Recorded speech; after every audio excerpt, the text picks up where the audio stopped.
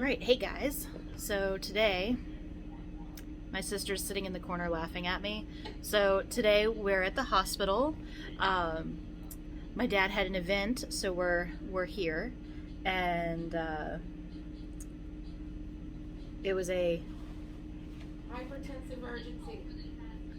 hypertensive urgency. So his blood pressure went through the roof, super high. We found out he has diabetes recently, and then his blood pressure was like 251 over 160, which is crazy. Like, he's always had a little bit high blood pressure, but nothing like that. So here we are. My sister went with him to the ER last night, and I'm here with him today, and so is she. She's over there. And she thinks I'm totally weird for being like, hey, here we are at the hospital. But that's fine. So, Dad, you want to be on my video? Hey, we're here at the hospital. Hey, we're here. There he is. Hey, we're here at the hospital. So, he's doing better now. They've got him on meds, and they've got his blood pressure down a little bit and stuff, but it looks like he's still going to be here for a few days. So, in our adventures of hospital survival, we have discovered that they do have plan compliant food. So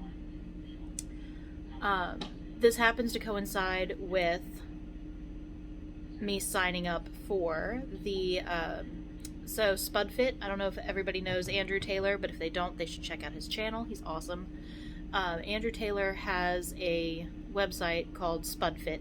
I'm pretty sure it's just spudfit.com, but he's starting a new beta program for kind of, getting your diet kind of revamped and, figuring out what your triggers are and, your relationship with food and all that stuff. So that started just a couple days ago. So we've been doing that. So I'm trying to be better now, with that. And then with the trip coming up in April to, the Plant Strong retreat. So anyway, we went down to, was that just like the cafe? Like is that the cafeteria, or is that like an actual cafe?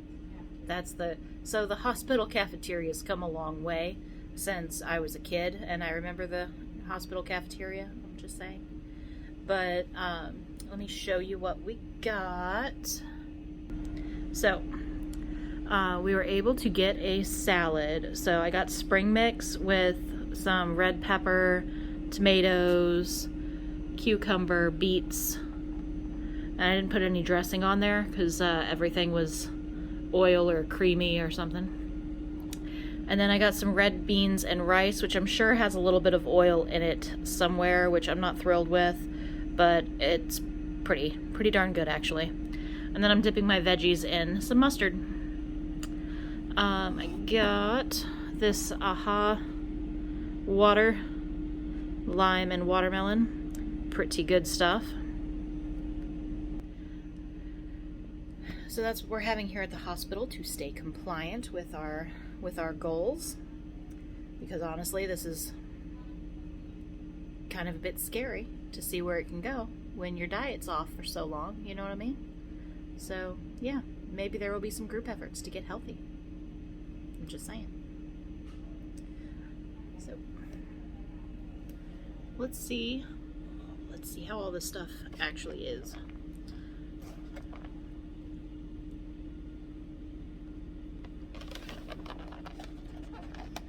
So the red beans and rice is pretty darn good. It tastes like it kind of has some rosemary going on in there. I like rosemary. It's pretty good.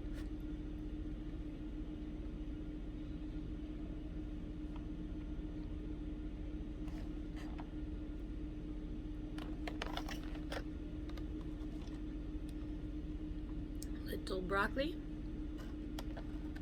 some mustard,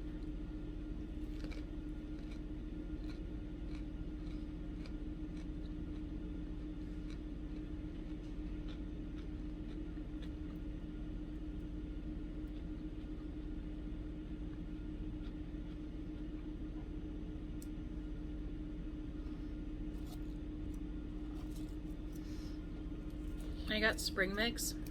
I don't know if anyone else has this issue, but if I can't cut my lettuce up really small and I try to eat it with a fork, I somehow managed to get it like all over my face. Is that just me? Do other people have this problem?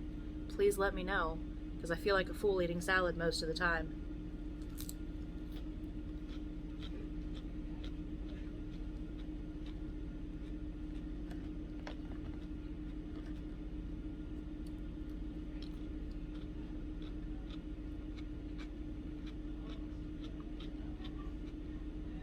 Also, small rant. So, I'm trying to avoid added oils in my foods as much as I can, because nobody needs that crap. It's extra calories and extra fat. It inhibits your body's ability to expand and contract its blood vessels. I mean, like, why? Why do you even need it? You don't. So, I was going through the line and picking all the stuff for my salad.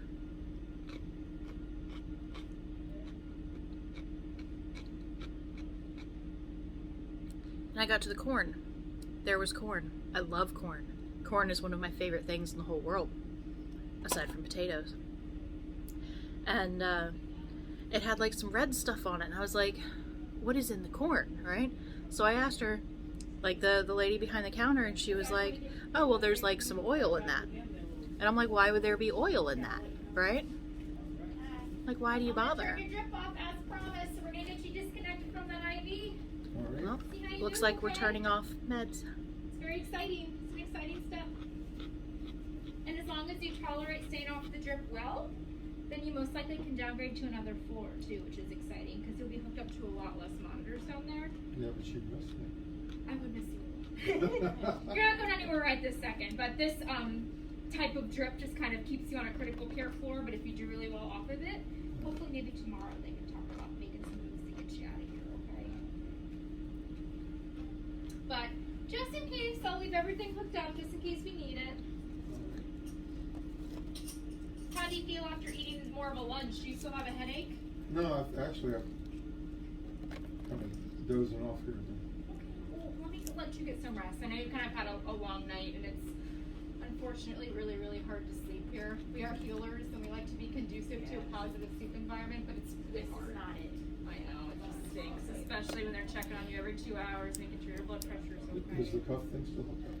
It's still going to be running at this point every hour now. So less frequently, but we still have to keep a close eye on it, okay? Right.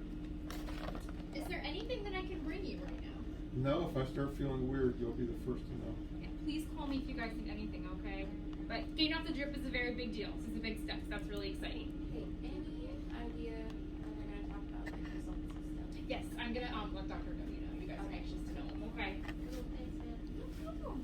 Well, the results must have been pretty good because he wants me off the drip. Yeah, if there was something critical we're going to see, you would know. Right, yeah.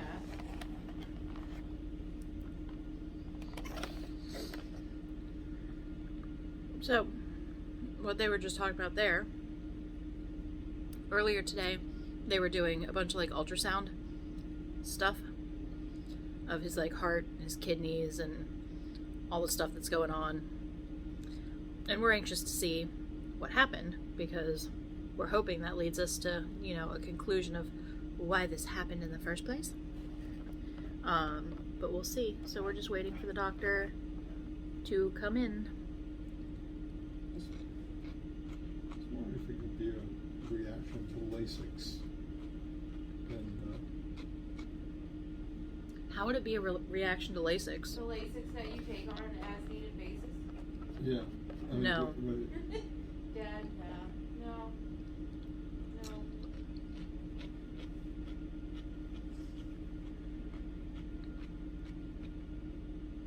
Right now, it kind of sounds like you should be taking the Lasix on a regular basis to keep shit under control. Yeah, I'm just, you know, you just sit around and ponder what caused it to go off the scales. Oh no, I lost a beat.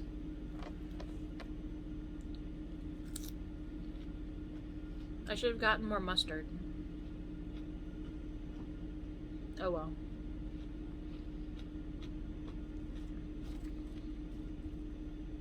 But anyway, as I was saying, there's no need to add oil to the vegetables that go on your salad. And there's no need for them to have a bucket of corn sitting there that has oil on it. And the lady looks at me and she's like, oh, well, it's vegan oil. I don't care. Like, I didn't think you added lard. But like, why add anything at all? I'm just saying.